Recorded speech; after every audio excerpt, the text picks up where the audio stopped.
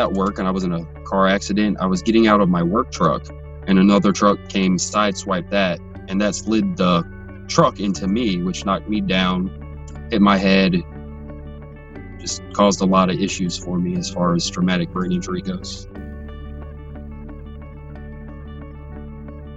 Recommended actually by my cousin, who was an attorney in Pittsburgh. He strongly recommended you guys. So if he knew about you guys from Pittsburgh, I knew you guys were good.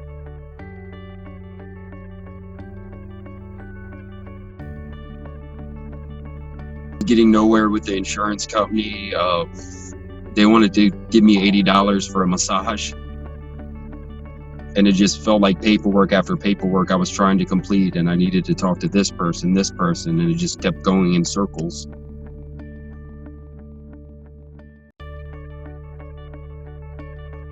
Starting from the process, Curtis went over timeframes, everything. They got me into doctors I needed to get into, kept track of my appointments for me. I was having a lot of problems with my memory.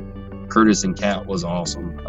Curtis would call me on Sundays to update me or just see how I'm doing. Same with Kat through this whole process. This pandemic, they made sure I had their cell phone numbers.